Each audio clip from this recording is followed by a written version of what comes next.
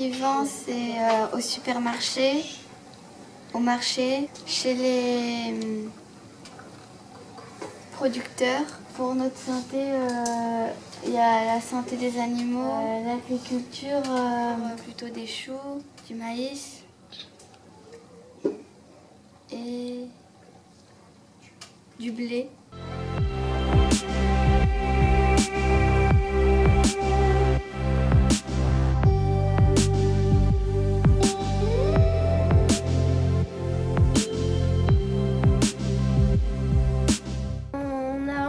Sur ce que l'on mange à la cantine.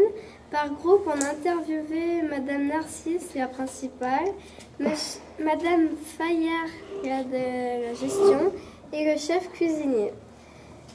On a préparé des questions et on les a interviewés et on leur a posé des questions et on les a filmées. Oui, bonjour, donc je me présente, je suis Florence Narcisse, la principale du collège de Saint-Étienne de Saint-Joire. Qui choisit le menu de notre self? Alors les menus sont choisis par le chef cuisinier d'abord, avec toute son équipe, suivant les thèmes des fois que l'on a, suivant les semaines. Et ensuite c'est vérifié par le service de la gestion et c'est vérifié aussi par le département parce qu'il y a une nutritionniste qui vérifie l'apport des calories par menu. Votre avis rentre-t-il en compte dans le choix des menus? Si vous avez par exemple, si vous dites moi je préférerais qu'il y ait ça, est-ce que ça rentre en compte? Alors mon avis ne compte absolument pas. Simplement, je peux faire des suggestions en fonction des événements du collège. Mais après, c'est la seule chose que je puisse faire en tant que chef d'établissement. D'accord. Après, il est vrai que la tendance serait qu'on fasse de plus en plus appel aux petits producteurs locaux, entre autres qui font du bio. Mais c'est très très compliqué pour après les payer, parce que le département gère tout ça. Mais on va essayer de le faire de plus en plus. Avez-vous le choix de la provenance des produits? Alors, quand c'est par groupement de marché, on n'a pas le choix. Tout ça, c'est traité par le département, voilà, qui passe lui-même des commandes. Par contre, si on était amené à faire appel à un petit fournisseur et local et de proximité, là, nous, on pourrait le choisir. Alors, des idées pour améliorer le self. Moi, déjà, je suis très contente de son fonctionnement actuel. Après, un self peut toujours s'améliorer quant à la décoration, peut-être au nombre de places, les cloisons, l'aménagement, mais ça, moi, je le fais de toute façon avec vous et avec le CVC. Oui, alors bonjour, je m'appelle Virginie Fayard, je travaille au service gestion du collège Roosevallin et je m'occupe plus particulièrement du service restauration. Préparez-vous la cuisine de temps en temps? Alors la cuisine est préparée les menus sont préparés sur place au sein de l'établissement par le chef cuisinier son second. Donc il y a très peu de plats qui arrivent tout près. Les ingrédients et beaucoup d'ingrédients frais arrivent directement sur place et sont élaborés et modifiés sur place. Est-ce vous qui choisissez ou achetez les produits? Non, alors tous les établissements publics du second degré, notamment les collèges, les hôpitaux, les crèches, les maisons de retraite, adhèrent à ce qu'on appelle un groupement d'achat. Donc c'est une grosse centrale d'achat sur le département de l'Isère qui est gérée sur Grenoble. Et donc chaque établissement remplit des tableaux, on appelle ça le recensement des besoins. Donc par exemple on dit ben voilà, le collège Roosevallin pour une année il va consommer 200 kg de haricots verts, voilà, et tous les établissements font pareil. Donc au final on a une grosse commande de haricots et là les fournisseurs se présentent en disant ben voilà je prends le marché. Et à partir de là, chaque établissement public commande à ce fournisseur pour des prix préférentiels. Mange-t-on des produits qui sont cultivés au collège? Non, on a un petit jardin potager avec des petites herbes, mais ça c'est surtout pour la SVT, pas de produits faits sur place, à part du miel.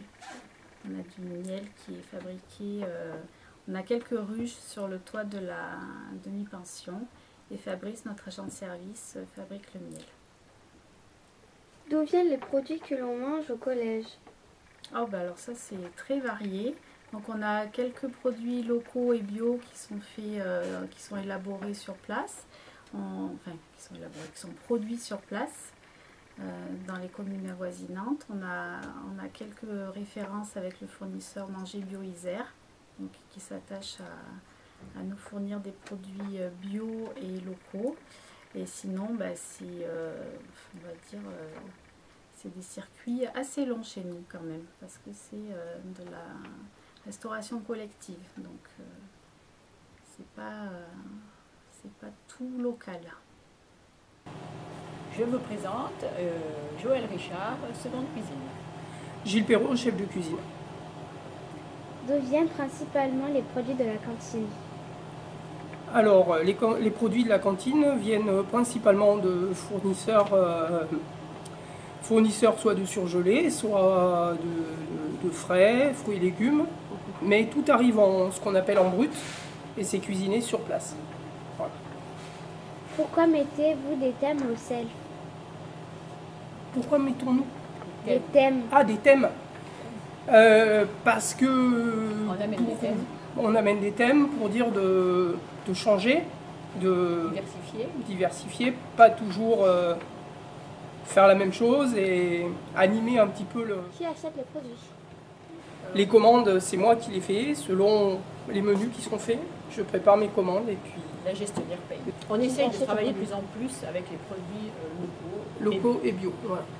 Pourquoi achetez-vous les produits? Les produits chez des producteurs locaux. Ben, parce qu'on estime que les producteurs locaux, on va trouver déjà des... Vu qu'on est en ce qu'on appelle en circuit court, je pense déjà que c'est quand même nettement mieux de faire venir des fruits et légumes qui viennent d'à côté que de faire venir des fruits et légumes d'Espagne ou d'ailleurs. D'accord, merci. Sauver la planète. Voilà. C'est pour l'interview.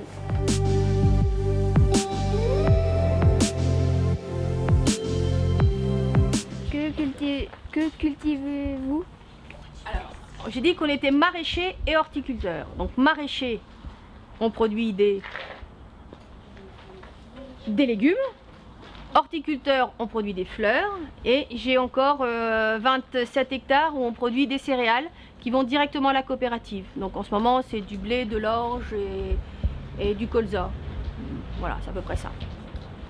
Pourquoi avez-vous décidé de vendre vos produits directement? C'est pour justement permettre aux gens de Saint-Étienne-de-Saint-Joire de s'approvisionner en légumes directement. Moi, ça m'évite de faire des marchés, c'est-à-dire de sortir de l'exploitation 3-4 fois par semaine. Par contre, j'ai des contraintes d'ouvrir tous les jours. C'est-à-dire que moi, je ramasse tous les jours, je vends tous les jours, je suis obligée de rester là tous les jours. Et quand on fait un marché, on ramasse un jour, le jour d'après, on vend. Et quand on revient chez soi, on se consacre à sa production. Moi, je dirais que mon système est plus contraignant que d'aller au marché.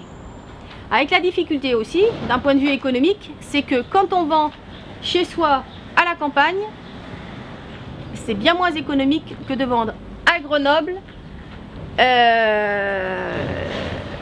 On se déplace certes, mais on peut vendre beaucoup plus cher que ce qu'on vend à la campagne. Et dans une des questions, je ne fournis pas le collège Rose-Valland parce que 1, ils m'ont jamais demandé.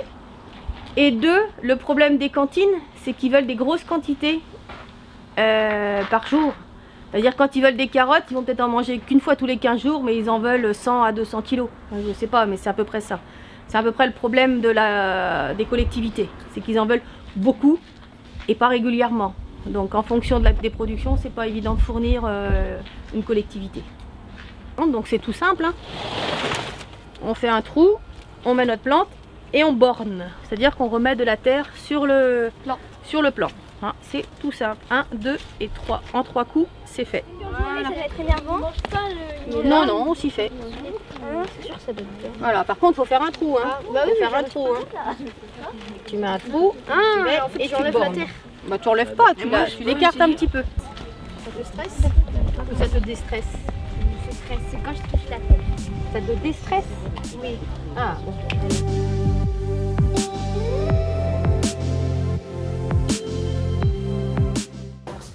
le cadre du projet Regard croisé sur l'alimentation, nous proposons 7 recommandations pour améliorer notre cantine scolaire. Recommandation 1. Augmenter l'approvisionnement en produits locaux. Voilà.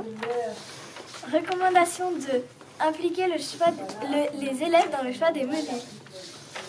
Recommandation numéro 3. Favoriser les produits issus de l'agriculture biologique. Recommandation numéro 4. Améliorer la cuisson des légumes pour leur donner plus de goût. Recommandation numéro 5. Permettre aux élèves d'aider aux préparations culinaires. Recommandation numéro 6. Mettre à disposition des sauces, des épices et des condiments. Recommandation numéro 7. Proposer au moins 3 choix.